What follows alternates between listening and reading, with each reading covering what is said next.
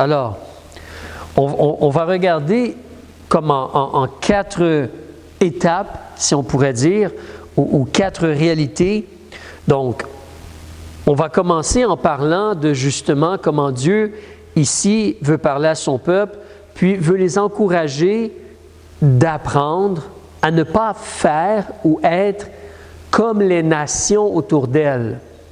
Alors Dieu a donné de la lumière à la nation d'Israël, Dieu leur a donné ses paroles, Dieu leur a donné ses vérités, le vrai Dieu, le Dieu tout-puissant, vraiment pouvoir connaître Dieu et marcher dans la sagesse et la lumière. Mais les nations autour à la place d'Israël, c'était encore des idoles. C'est-à-dire là vraiment comme un morceau de bois à qui on choisit de demander faveur, de demander d'intercéder pour nous, de demander de la grâce. Vous connaissez un peu l'histoire, des fois les gens, ils pensent qu'il y a des choses qui sont porte-bonheur. Et vous avez peut-être déjà entendu, pour certaines personnes, c'est une patte de lapin. Une patte de lapin, c'est un porte-bonheur. Mais comme quelqu'un a dit, si la patte de lapin est porte-bonheur, elle n'a pas été bonne pour le lapin parce qu'il est mort. Il a donné sa vie. On a sa patte maintenant. C'est pas trop porte-bonheur. Alors, mais certains gens pensent qu'il y a des choses qui nous apportent de l'aide. Et là, on va parler plutôt des choses inanimées, justement. Donc, il leur dit au verset 2, « Ainsi a dit l'Éternel, n'apprenez pas les façons de faire des nations, ce que les nations font, comment ils agissent, leur raison pour vivre, ce en quoi ils espèrent, ce qui contrôle et dirige leur vie. » On regarde même, toi et moi, autour de nous, la société. Les choses sont en train de s'écrouler. Il y a beaucoup de problèmes et on ne sait pas comment régler les problèmes. À la base, c'est parce qu'on met de côté la vérité, la sagesse, les paroles, les enseignements de Dieu. Et donc, il ne reste plus que des mensonges. Si on enlève ou, comme on dit, si on tasse, si on déplace la lumière, si on cache la lumière, il ne va rester que de ténèbres éventuellement. Donc, n'apprenez pas la façon de faire des nations et ne craignez pas les signes des cieux, parce que les nations les craignent. Donc, on peut considérer dans le passé, mais même encore de nos jours, il y a des gens qui vont craindre les extraterrestres ou craindre d'autres phénomènes ou d'autres choses, ou imaginer des situations, mais on ne devrait pas être à la merci de mensonges, de faussetés, d'idées qui n'ont pas de base, de réalité.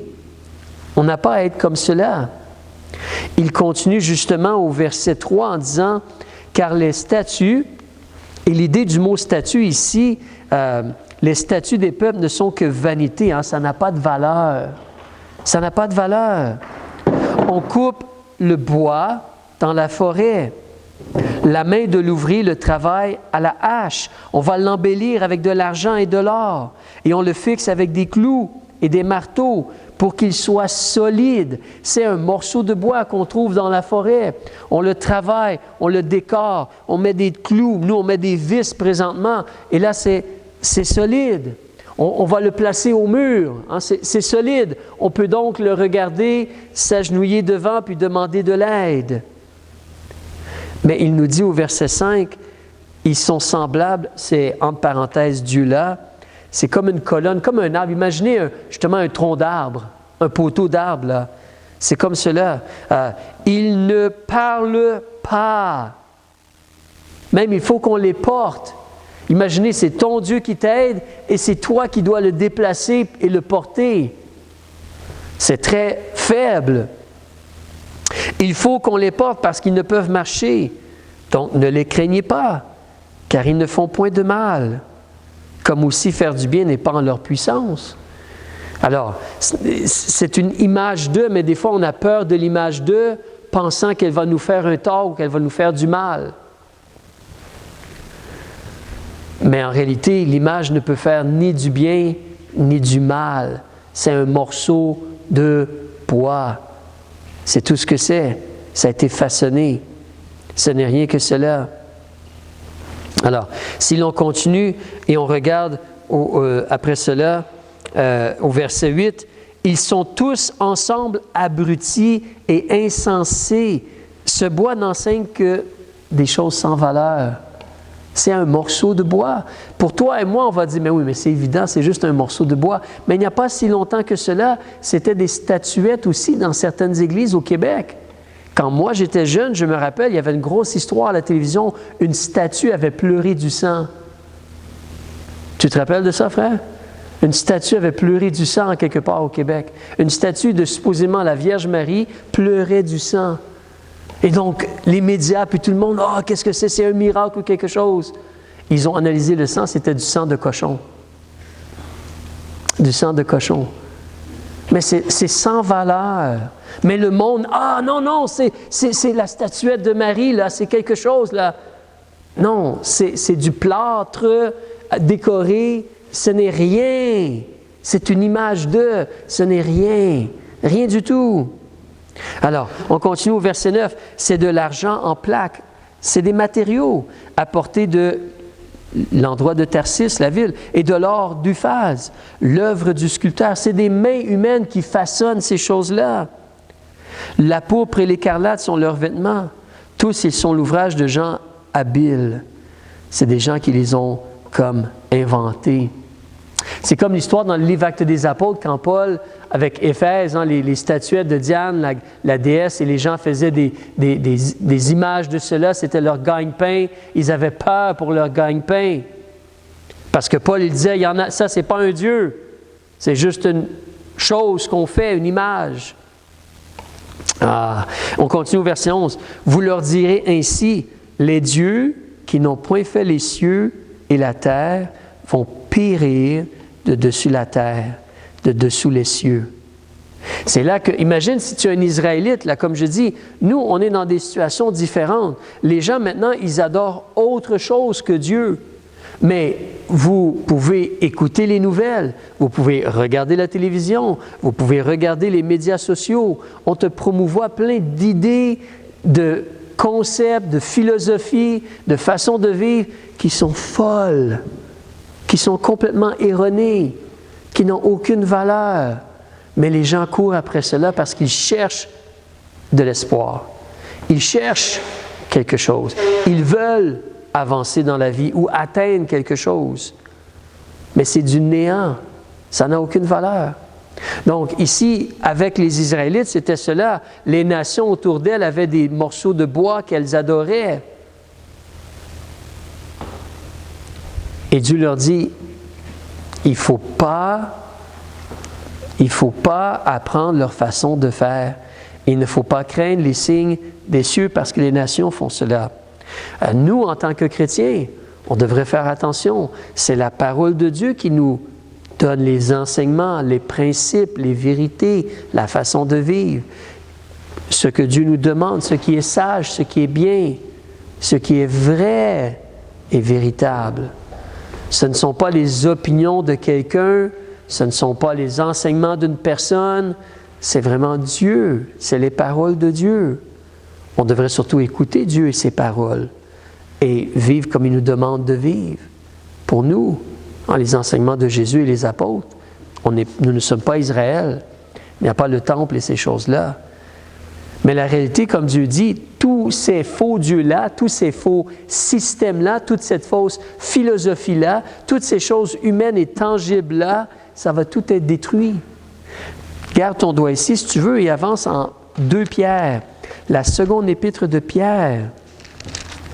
Ça, c'était Israël, mais c'était un problème pour eux. Plutôt que d'aller lire les paroles de Dieu, comme notre frère disait, on veut s'approcher de Dieu, c'est notre temps avec Dieu, on lit sa parole, on prie et on apprend à le connaître. Mais Israël avait la loi, ils avaient les Lévites devaient enseigner la parole de Dieu, il y avait le temple, mais à la place, non, ils ont été vers ce que les autres nations font et les idoles des nations et les idées, les philosophies des nations. Ils se sont laissés influencer par cela, mais tous ces systèmes-là, ça va être détruit, brûlé. Ici, dans la seconde épître de Pierre, regarde au chapitre 3, s'il te plaît, concernant ce qui s'en vient. Regarde au verset 10, s'il te plaît, avec moi. On te dit, Or, le jour du Seigneur viendra comme un larron dans la nuit. Nous, on va partir au ciel quand Jésus revient. Mais qu'est-ce qui va se produire sur la terre? En ce temps-là, les cieux vont passer avec fracas et les éléments, les choses qui sont sur la terre, embrasées, brûlées, vont être dissous. Et la terre avec les œuvres, la terre et les œuvres qui sont en elle, va être entièrement brûlée. Ces choses-là vont être détruites. Les idoles, les statuettes, mais les philosophies aussi, les idées, les façons d'agir contraires à Dieu. On sait ce qui s'en vient. En plus, l'Antichrist va venir, il va demander qu'on l'adore lui. Il va faire des faux miracles.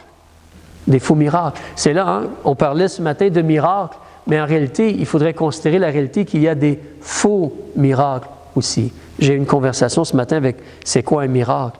Mais comment on explique dans ce cas-là les faux miracles dont la Bible nous parle? Alors, ce sont des puissances à l'œuvre. Le diable peut faire des faux miracles et étonner les gens et garder les gens dans les noirceurs. Revenons dans Jérémie, on va continuer. Alors, on voit qu'il ne faut pas apprendre à faire comme les nations. On rejette les idoles, les vaines philosophies, le néant. On ne devrait pas craindre les signes des cieux. Mais là, regardons une autre chose aussi. Si tu regardes même au verset 21, on continue un peu sur cela. « Car les bergers étaient stupides. Ceux qui dirigeaient en Israël n'ont pas fait attention. » Qu'est-ce qu'ils faisaient? Ils ne cherchaient pas l'Éternel. Mais c'est évident que ça n'a pas bien été. Si on ne recherche pas à connaître Dieu, si on ne recherche pas à avoir une vraie relation avec Dieu, c'est pour cela qu'ils n'ont pas prospéré et que tous leurs troupeaux ont été dispersés. Ça va ensemble, là. Comme, justement, notre frère mentionnait tantôt, ce que je choisis d'écouter ou regarder influence comment je pense et la relation que j'ai avec mon Dieu.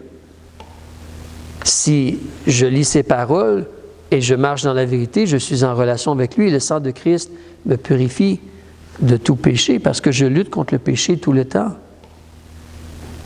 Mais il nous faut faire attention. Alors, on va reculer maintenant. Regardez avec moi au verset 17. Là, on va parler de la réalité du jugement. Le jugement, on en a parlé. Hein? Israël va être jugé. Donc, Dieu revient sur cela. Regarde au verset 17. « Rassemble ta terre, ton bagage. Fais tes valises, là. Fais tes valises. Toi qui es assise dans la détresse. Ça ne va pas bien en Israël, mais fais tes valises. Tu t'en vas. Car ainsi a dit l'Éternel, voici, cette fois, je vais lancer comme avec la fronde les habitants du pays. » C'est toute une image, hein? Dieu va prendre un Israélite à la fois dans la fronde, et il va les envoyer, comme David avec la fronde. Il va les envoyer, il va les sortir du pays. Et je vais les mettre à l'étroit afin qu'on les atteigne. Ils vont être jugés. Regarde le verset 20. Ma tente, comme mon logement, là, ma tente, mon abri est détruite. Tous mes cordages sont rompus. La tente d'Israël, les barrières, les clôtures ont été cassées. Les peuples ennemis peuvent venir et détruire. Mes fils m'ont quitté. Ils ne sont plus. Je n'ai personne qui dresse de nouveau ma tente, qui relève mes pavillons. Non. Verset 22. Le jugement du Nord, comme on avait vu au chapitre 1. Une rumeur se fait entendre, un grand tumulte qui vient du pays du Nord pour faire des villes de Juda un désert. Un endroit où il va y avoir des chacals, des animaux. Des chacals. Alors, c'est ça qui s'en vient. C'est vraiment le jugement. Regardons une troisième chose. On va redescendre encore ou monter vers le haut, verset 19. On a vu un peu Jérémie, il pleure pour son peuple. Il essaye, il parle. Il ne peut même pas prier pour eux. Tu te rappelles, Dieu lui a dit, n'intercède pas pour eux. Ne prie pas pour eux. Mais Jérémie pleure. Il est vraiment touché. Regarde le verset 19. On voit encore son cœur. Il dit, malheur à moi. Je suis brisé. Ma plaie est douloureuse. Ouf, ce n'est pas facile.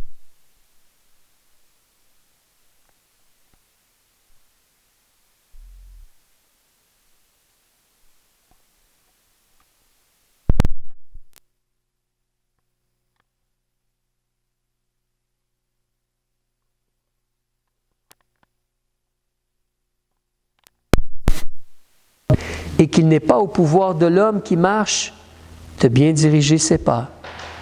Sans Dieu, on s'en va dans les ténèbres, dans le mauvais chemin. Sans Dieu, on porte vers le mal et on s'éloigne de la vérité et du bon chemin. C'est la grâce de Dieu.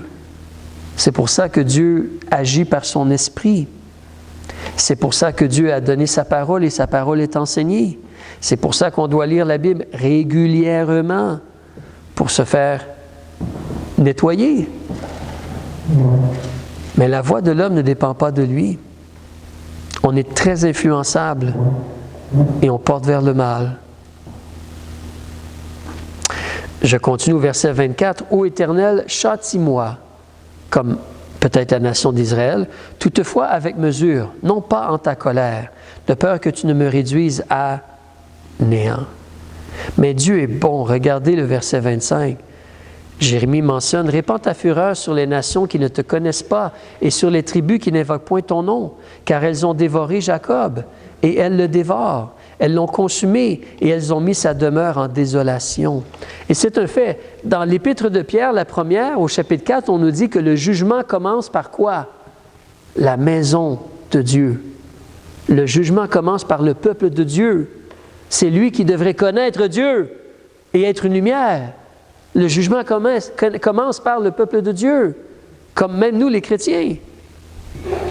Mais pour les nations qui ne connaissent pas Dieu et qui font du mal à Israël, elles vont recevoir leur salaire aussi. Elles vont aussi devoir rendre compte. D'ailleurs, les Écritures nous disent, Nebuchadnezzar a attaqué et justement détruit à Jérusalem et amené des gens en déportation, mais à son tour, Babylone s'est fait visiter et a été saccagée par les Mèdes et les Perses.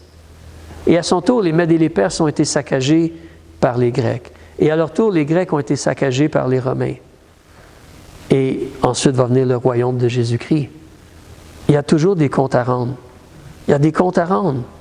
Et certainement, si tu as beaucoup de lumière, tu as beaucoup de comptes à rendre. Et certainement, si tu agis contre le peuple de Dieu, tu as des comptes à rendre. C'est sérieux. Vraiment sérieux. On va regarder une dernière chose. On va considérer vraiment donc le vivant, le Dieu vivant.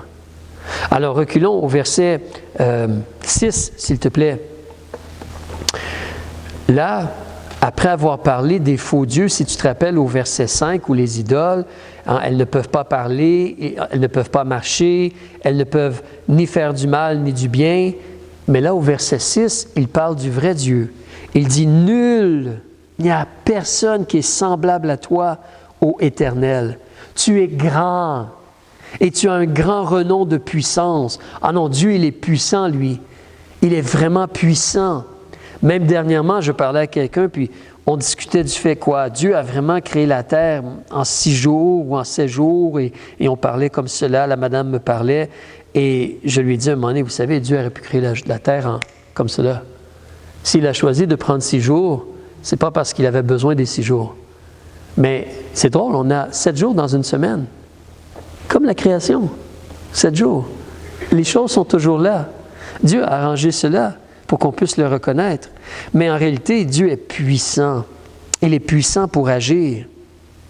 Vraiment puissant.